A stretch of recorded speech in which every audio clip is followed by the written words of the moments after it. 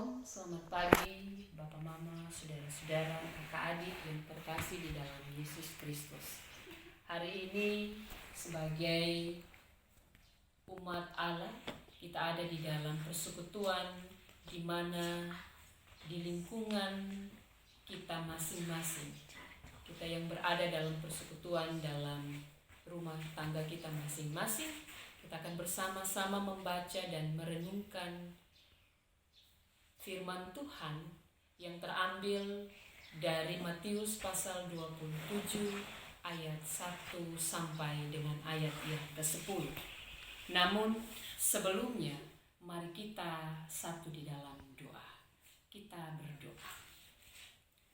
Bapa di surga, Bapa yang kami sembah dalam nama Yesus Kristus, Allah yang telah memanggil dan mengumpulkan kami dalam persekutuan kami di rumah tangga kami masing-masing. Di pagi ini kami menghampiri Engkau. Dengan penuh rasa syukur kami dibangunkan untuk mensyukuri kebaikan Tuhan. Karena itu kami kembali dan kami hendak melengkapi kehidupan kami dengan kebenaran firman Tuhan. Biarlah dengan roh dan hikmat Tuhan kami disempurnakan untuk dapat memahami kebenaran firman Tuhan.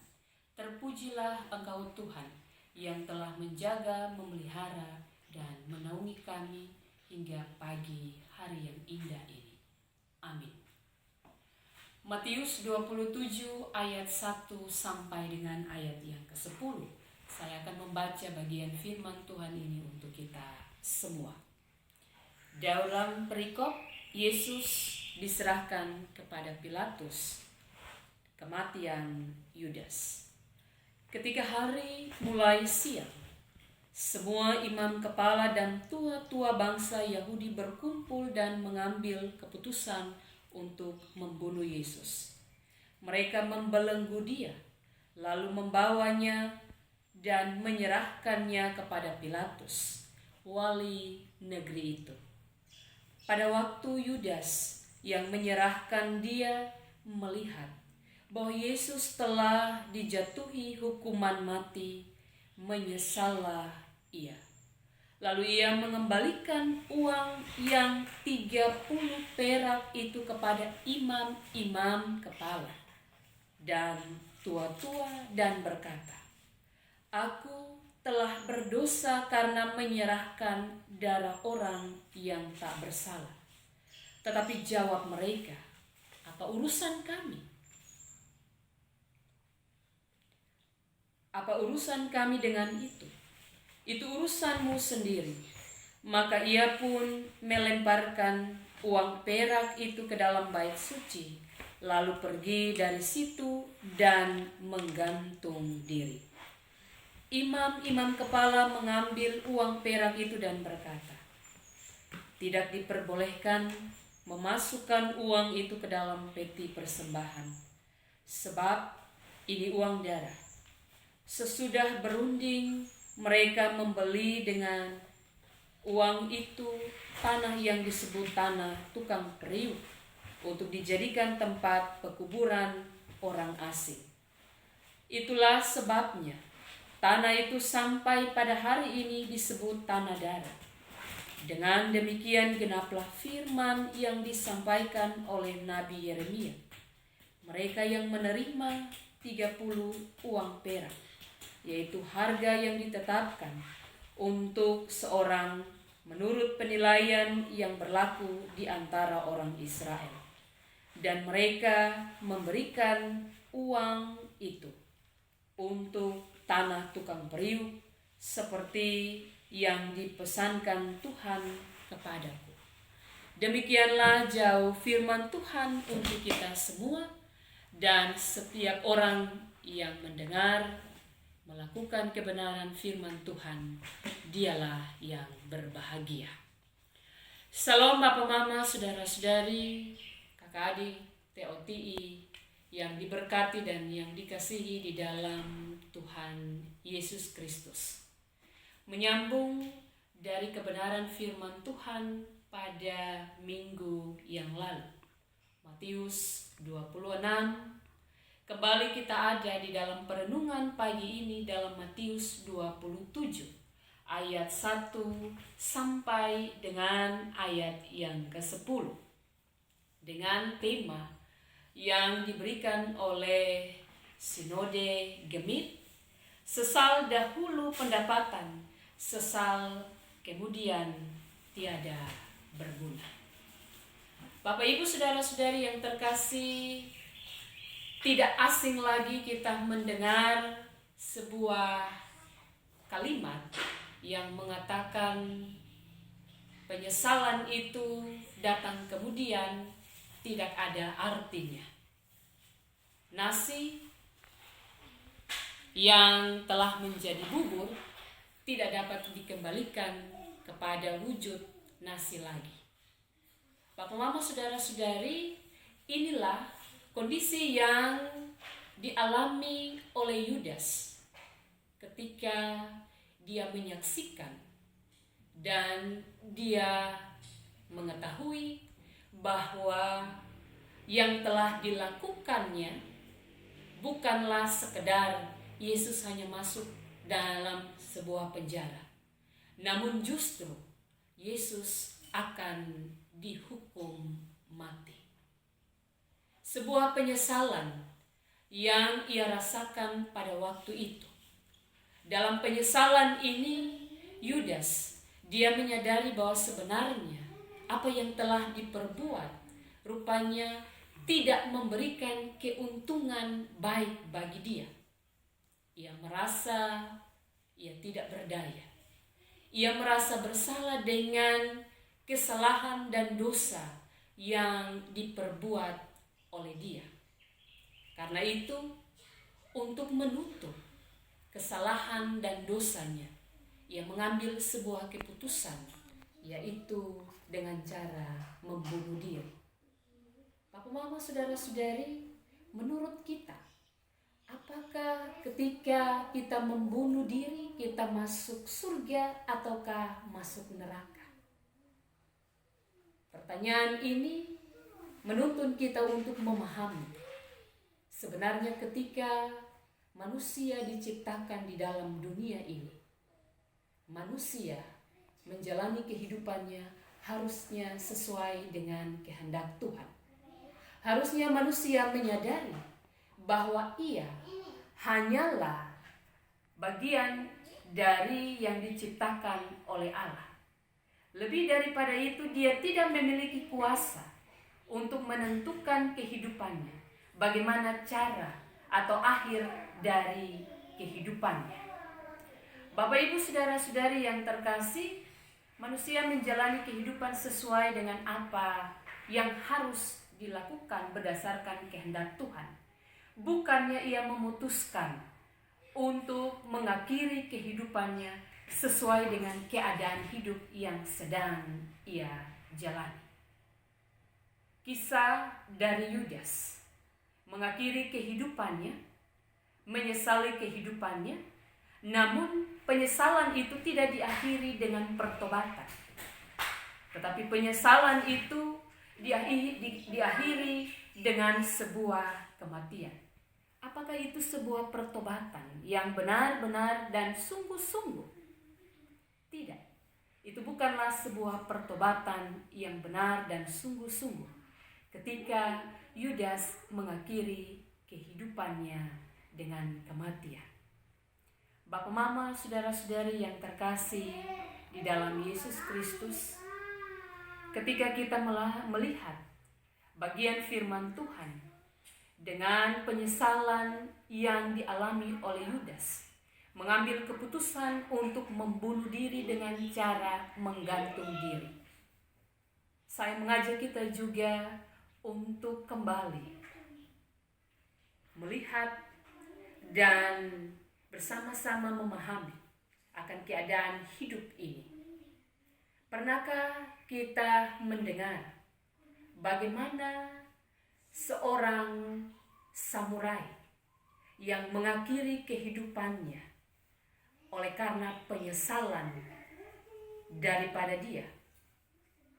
Kehidupan seorang Japanese. mereka mengakhiri kehidupan mereka dengan cara membunuh diri. Ada berbagai motif yang mereka alami dan temui dan rasakan. Bapak, Ibu, saudara-saudari, peristiwa yang dilakukan oleh seorang samurai ketika ia membunuh diri itu merupakan salah satu cara untuk dia mengakhiri kehidupannya dengan terhormat. Ini merupakan tradisi orang Jepang. Namun berbeda dengan kita sebagai orang percaya.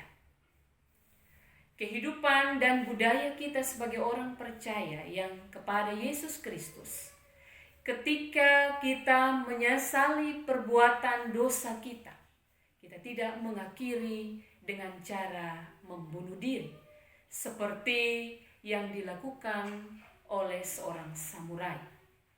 Dalam budaya mereka yang disebut budaya seppuku, atau dalam tradisi mereka yang disebut sebagai hira-kiri. Bapak, Ibu, saudara-saudari yang terkasih dan diberkati oleh Tuhan Yesus, mengakhiri kehidupan kita dengan cara yang demikian bukanlah sikap iman Kristen yang bertanggung jawab.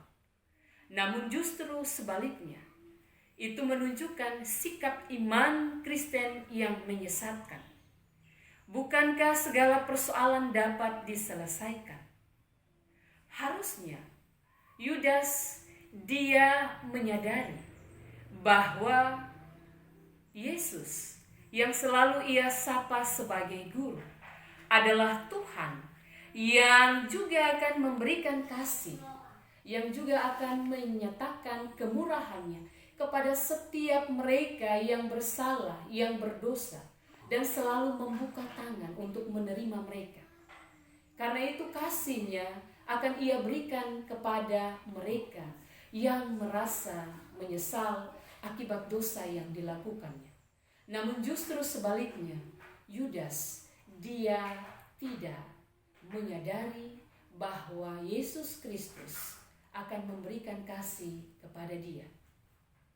Karena dosanya yang ia alami dan ia rasakan, sehingga telah menutup mata hati, menutup pikirannya, bahkan menutup segala kehidupannya untuk dapat memahami dan mengerti kasih daripada Allah.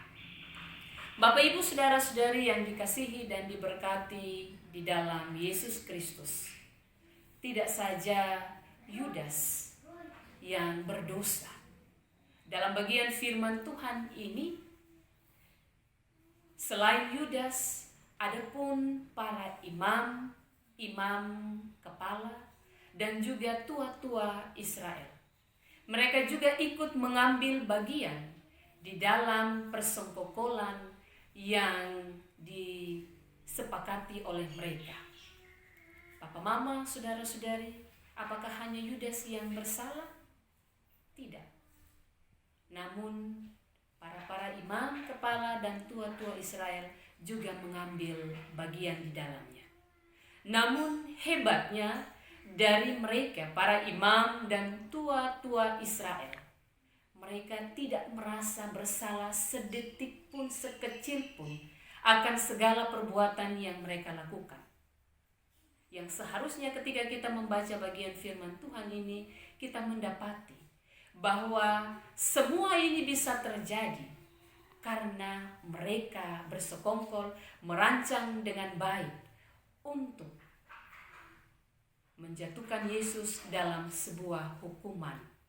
Namun itu juga merupakan bagian dari misi Allah untuk menyelamatkan manusia. Bapak, mama, saudara-saudari yang terkasih dan diberkati di dalam Yesus Kristus, para imam kepala, tua-tua Israel, di dalam persengkokolannya mereka mengatur dengan begitu baik, dengan begitu rapi. Tidak sekecil pun terlihat bahwa mereka bersalah.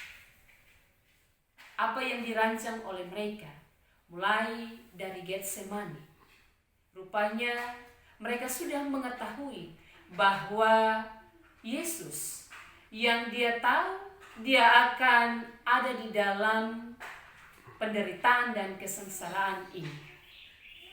Karena itu, dengan cara yang mereka lakukan, mereka pergi ke Getsemani. Di sana mereka berjumpa dengan dia dan mereka mengeksekusi apa yang menjadi rencana mereka. Cara mereka itu adalah sangat mudah, memakai Yudas sebagai alat untuk mereka mendapati Yesus. Namun ketika ada terjadi keributan, bagaimana cara menguasai keadaan ini? Bapak Ibu saudara-saudari, mereka menguasai keadaan ini dengan menciptakan suasana bahwa benar Yesus itu harus dihukum karena dia adalah seorang penjahat dan dia harus mengalami dan dia harus merasakan apa yang dia lakukan. Bapak, Mama, saudara-saudari yang dikasihi dan diberkati oleh Yesus Kristus, inilah yang dibuat oleh para imam kepala dan tua-tua Israel. Tidak berhenti sampai di situ. Namun mereka juga yang memberikan uang kepada Yudas, namun mereka tidak mau menerima uang yang diberikan oleh Yudas kembali. Dalam arti bahwa sebenarnya mereka adalah orang-orang yang munafik. Mereka palsu. Seolah-olah mereka suci dengan setiap aturan dan Taurat yang mereka keluarkan. Miris sekali apa yang dilakukan oleh imam-imam kepala dan tua-tua Israel. Sangat menyakitkan, sangat menyedihkan. Kemunafikan yang dibuat oleh orang-orang yang menguasai agama, namun justru sebaliknya, merekalah perancang dalam kematian Yesus Kristus. Bapak, Mama, saudara-saudari yang terkasih, belajar dari kebenaran firman Tuhan di pagi ini berkaitan dengan kondisi yang sedang kita alami dan kita hadapi pada saat ini. Bukan saja kita yang berada di Rotenda, namun juga semua bangsa yang ada di dunia ini berhadapan dengan COVID-19. Kita selalu diingatkan untuk ketika kita menjalani kehidupan kita ini, kita harus berhati-hati. Jangan sampai penyesalan itu datang di kemudian hari. Bapak, Ibu, saudara-saudari, belajar dari Yudas. Yudas menyesal di kemudian hari akibat dari perbuatannya sendiri. Nasi sudah menjadi bubur, tidak dapat lagi dikembalikan untuk menjadi nasi. Demikian juga dengan kita sebagai umat percaya. Ada begitu banyak himbauan yang diberikan oleh pemerintah dan juga oleh Sinode Gemit untuk kita boleh ada di rumah selama 14 hari. Ini merupakan sebuah bagian di mana kita menjaga diri kita. Kita menjaga juga orang lain. Kita menjaga keadaan hidup persekutuan kita, sehingga kita tidak menyesal di kemudian hari. Sangat baik dan sangat berguna ketika kita meneruskan apa yang menjadi himbauan bagi kita sebagai orang-orang percaya, bagi kita sebagai bangsa warga negara Indonesia. Sehingga tidak ada kata menyesal. Sama dengan ketika kita mengatakan, ketika kita mau keluar rumah, kita berpikir bahwa semua akan baik-baik saja. Ketika kita ada di dalam persekutuan dan kita berinteraksi dengan orang-orang, kita merasa bahwa itu baik-baik saja. Namun ketika kita kembali dan kita menderita penyakit, maka kita akan bertanya kepada Tuhan, mengapa saya harus mengalami derita ini? Di manakah Engkau, Tuhan? Bapak, Ibu, saudara-saudari, Allah menganugerahkan kepada kita roh dan hikmat-Nya, agar kita bisa berjaga-jaga, agar kita peka, kita juga peduli dengan keadaan yang ada di sekitar kita. Jangan menyesal di kemudian hari seperti Yudas, menyesali akan kesalahannya, namun kemudian dia mengakhiri hidupnya dengan menggantungkan diri. Menggantungkan diri bukan akhir dari sebuah kehidupan. Penyesalan itu tidak akan menolong kita untuk ada bersama-sama dengan Kristus, sebab kita mengakhiri hidup ini tanpa penyesalan yang benar. Harusnya kita menyesali dengan benar dan sungguh-sungguh menyesali dengan benar. Di dalam membangun relasi dengan Tuhan, membuka kehidupan kita, bahwa hidup kita ini perlu dibaharui kembali dan perlu untuk mendapat anugerah, sehingga kita kembali hidup di jalan yang benar. Itulah penyesalan yang benar dan yang baik, supaya hidup kita ini terus memberikan dampak berkat bagi orang lain. Bapak, Mama, saudara-saudari yang terkasih, bukan saja Yudas, namun belajar dari para imam-imam kepala dan tua-tua Israel. Sikap mereka yang pura-pura suci namun munafik adalah sebuah sikap yang tidak terpuji. Karena itu, marilah kita terus mengoreksi kehidupan kita secara iman. Seperti kita, apakah kita juga seperti mereka yang munafik, namun di depan kita mau menunjukkan bahwa kita adalah orang yang suci dan yang benar. Kehidupan orang percaya yang beriman kepada Kristus bukanlah seperti demikian. Kalau salah, mari kita menyesali kehidupan kita di hadapan Tuhan, agar kita terus dibaharui.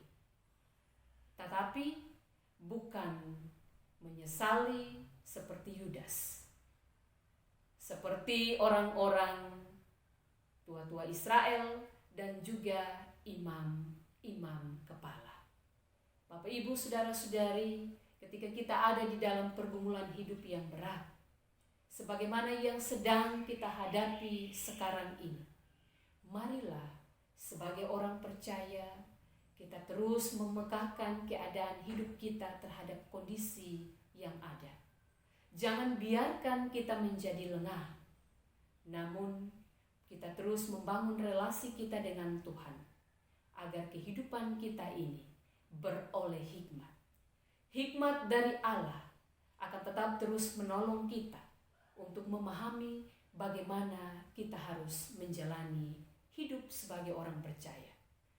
Minggu sengsara yang kelima ini, marilah sebagai orang percaya kita tetapkan untuk membangun relasi kita dengan Tuhan, dengan peka terhadap keadaan kondisi yang sedang kita alami, dan juga dengan mawas diri, berefleksi dari minggu sengsara ini. Kiranya Tuhan memberkati dan menolong kita untuk menjalani kehidupan kita, di mana kita berhadapan dengan pergumulan hidup yang berat. Siapapun dia yang sedang berada di dalam beban yang berat, janganlah menyesali hidup ini seperti Yudas. Namun biarlah hidupmu dibawa kepada Tuhan. Siapapun juga yang diberikan kepercayaan untuk menjadi seorang pemimpin agama, marilah kita melakukan kebenaran ini sesuai dengan kehendak Tuhan. Janganlah seperti imam-imam kepala dan juga tua-tua Israel yang hanya baik di depan, merasa suci, namun di belakang mereka munafik. Tuhan memberkati dan menolong kita. Amin.